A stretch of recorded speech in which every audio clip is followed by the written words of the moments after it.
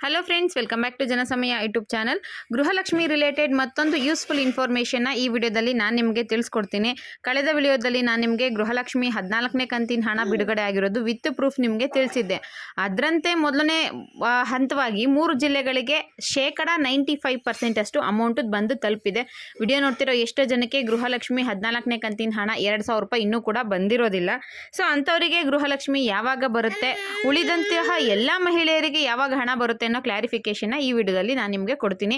ನೀವೇನಾದರೂ ಮೊದಲನೇ ಬಾರಿ ನನ್ನ ಚಾನಲ್ ನೋಡ್ತಿದ್ದು ಇಲ್ಲಿವರೆಗೂ ಸಬ್ಸ್ಕ್ರೈಬ್ ಮಾಡ್ಕೊಂಡಿಲ್ಲ ಅಂದರೆ ದಯವಿಟ್ಟು ಸಬ್ಸ್ಕ್ರೈಬ್ ಮಾಡ್ಕೊಳ್ಳಿ. ಇನ್ನು ನಾನು ಲಾಸ್ಟ್ ವಿಡಿಯೋದಲ್ಲಿ ಸೋಮವಾರ ಗೃಹಲಕ್ಷ್ಮಿ 14ನೇ ಕಂತಿನ ಹಣ ಬಿಡುಗಡೆ ಆಗುತ್ತೆ, ಉಪಚುನಾವಣೆ ಇರೋದ್ರಿಂದ ಖಂಡಿತವಾಗ್ಲೂ ಹಣ ಬಿಡುಗಡೆ ಆಗೇ ಆಗುತ್ತೆ ಅಂತ ಹೇಳಿದೆ. ಅದರಂತೆ ಹಣ ಕೂಡ ಬಿಡುಗಡೆ ಆಗಿದೆ. ಮೊದಲನೇ ಹಂತದಲ್ಲಿ ಉಪಚುನಾವಣೆ ನಡೀತಿರುವಂತಹ 3 ಜಿಲ್ಲೆಯ ಎಲ್ಲ ಮಹಿಳೆಯರಿಗೆ ಹಣ ತಲುಪಿದೆ ಅನ್ನೋ ಮಾಹಿತಿ ಸಿಕ್ಕಿದೆ. ಇವತ್ತು ಕೂಡ ತುಂಬ ಜನಕ್ಕೆ ಗೃಹಲಕ್ಷ್ಮಿ 2,000 ರೂಪಾಯಿ ಹಣ ತಲುಪಿದೆ.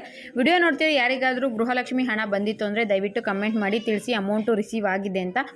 ಇನ್ ಕೇಸ್ ಬಂದಿಲ್ಲ ಅಂದರೆ ಹಣ ಬಂದಿಲ್ಲ ಅಂತ ಕೂಡ ತಿಳಿಸಿ, ಯಾವ ಡಿಸ್ಟಿಕ್ ಅನ್ನೋದನ್ನ ಕೂಡ ಕಮೆಂಟ್ ಮಾಡಿ ತಿಳಿಸಿ.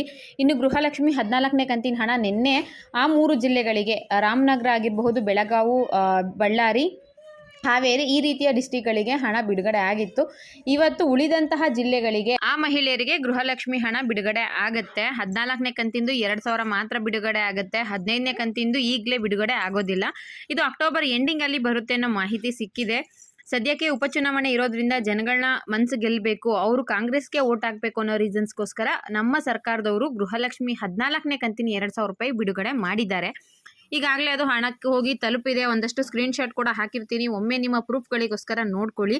ನನ್ನ ಹಳೆಯ ವಿಡಿಯೋದಲ್ಲಿ ತುಂಬ ಜನ ಕಮೆಂಟ್ ಮಾಡಿದರು 14ನೇ ಕಂತಿನ ಹಣ ನಮಗೆ ರಿಸೀವ್ ಆಗಿದೆ ಅಂತ. ಕಮೆಂಟ್ ಮಾಡಿದ ಎಲ್ರಿಗೂ ಕೂಡ ತುಂಬಾ ಥ್ಯಾಂಕ್ ಯು. ತುಂಬ ಯೂಸ್ಫುಲ್ ಇನ್ಫಾರ್ಮೇಷನ್ನು ನನಗೆ ತುಂಬ ಹೆಲ್ಪ್ ಆಗುತ್ತೆ ನಿಮ್ಮ ಕಮೆಂಟ್ಗಳು.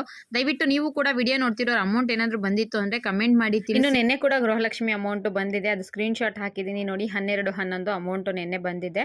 2,000 ರೂಪಾಯಿ ಬಂದಿತ್ತು ಅಂದರೆ ಅದು ಗೃಹಲಕ್ಷ್ಮಿ ಅಮೌಂಟ್ ಆಗಿರುತ್ತೆ. ಎಲೆಕ್ಷನ್ ನಡೀತಿದ್ಯಲ್ವಾ, ಆ ಗಿಮಿಕ್ಕೋಸ್ಕರನೇ ಅಮೌಂಟ್ನ ರಿಲೀಸ್ ಮಾಡಿದ್ದಾರೆ. ಸರ್ಕಾರದಿಂದ ಹಣದ ಪ್ರಾಬ್ಲಮ್ ಇದೆ ಅಂತ ತುಂಬ ಜನ ಹೇಳ್ತಿದ್ರು.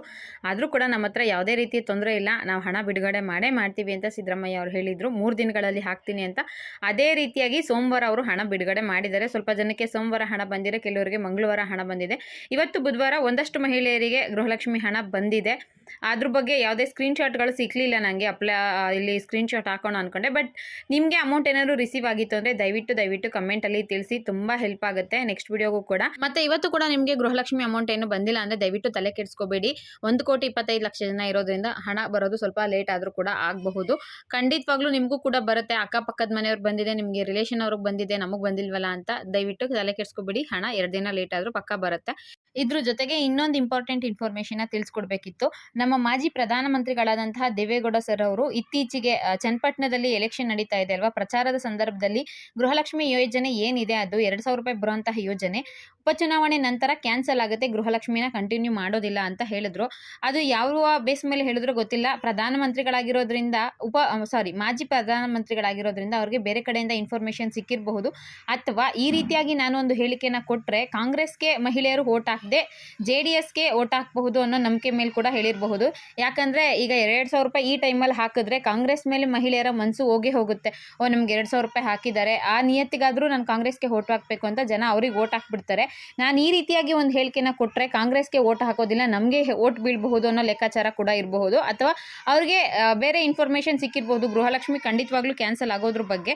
ಅದ್ರ ವಿಚಾರವಾಗಿ ನಮ್ಮ CM ಸಿದ್ದರಾಮಯ್ಯ ಅವರು ಮತ್ತೆ ಇನ್ನೊಂದು ಕ್ಲಾರಿಟಿನ ಕೊಟ್ಟಿದ್ದಾರೆ. ಇವತ್ತು ಗೃಹಲಕ್ಷ್ಮಿ ವಿಚಾರವಾಗಿ ಅವ್ರು ಹೇಳಿದ್ದಾರೆ, ಯಾವುದೇ ಕಾರಣಕ್ಕೂ ನಾವು ಗ್ಯಾರಂಟಿ ಯೋಜನೆಗಳನ್ನ ನಿಲ್ಲಿಸಲ್ಲ, ಗೃಹಲಕ್ಷ್ಮಿ ಕಂಟಿನ್ಯೂ ಆಗೇ ಆಗುತ್ತೆ. ಮಹಿಳೆಯರ ಜೀವನೋದ್ಧಾರಕ್ಕೋಸ್ಕರ ನಾವು ಮಾಡಿರೋದು, ಆರ್ಥಿಕ ಸಬಲೀಕರಣಕ್ಕೋಸ್ಕರ ನಾವು ಈ ಯೋಜನೆನ ಜಾರಿಗೆ ತಂದಿರೋದು, ಇದು ಯಾವುದೇ ಕಾರಣಕ್ಕೂ ಕ್ಯಾನ್ಸಲ್ ಆಗೋದಿಲ್ಲ ಅಂತ ಮತ್ತೊಮ್ಮೆ ಕ್ಲಾರಿಫಿಕೇಶನ್ನ ಕೊಟ್ಟಿದ್ದಾರೆ. ವಿಡಿಯೋ ನೋಡ್ತಿರೋರಿಗೆ ಗೃಹಲಕ್ಷ್ಮಿ ಕ್ಯಾನ್ಸಲ್ ಆಗಬಹುದಾ ಎಲೆಕ್ಷನ್ ಬಗ್ಗೆ ಆದಮೇಲೆ ಅಂತ ಏನಾದ್ರು ಡೌಟ್ ಇತ್ತು ಅಂದರೆ ಇದ್ರ ಮುಖಾಂತರ ಕ್ಲಿಯರ್ ಆಗಿರಬಹುದು ಅನ್ಕೊತೀನಿ. 99% ಗೃಹಲಕ್ಷ್ಮಿ ಯೋಜನೆ ಸದ್ಯಕ್ಕೆ ಕ್ಯಾನ್ಸಲ್ ಆಗುವಂತಹ ಯಾವುದೇ ಯೋಚನೆಗಳು ಸರ್ಕಾರದ ಮುಂದೆ ಇಲ್ಲ. ಸರ್ಕಾರ ಇದನ್ನು ಖಂಡಿತವಾಗ್ಲೂ ಕಂಟಿನ್ಯೂ ಮಾಡ್ಕೊಂಡು ಹೋಗುತ್ತೆ. ಗೃಹಲಕ್ಷ್ಮಿ ಆಗಿರಬಹುದು, ಅನ್ನಭಾಗ್ಯ ಆಗಿರ್ಬೋದು. ಅನ್ನಭಾಗ್ಯ ಯೋಜನೆಯ ಹಣ ಇನ್ನೂ ಬರೋದು ಸ್ವಲ್ಪ ತಡ ಆಗಿದೆ. ಬಟ್ ಆಗಸ್ಟ್ ತಿಂಗಳು ಹಣ ಜಮೆ ಆಗೋದಕ್ಕೆ ಸ್ಟಾರ್ಟ್ ಆಗಿದೆ.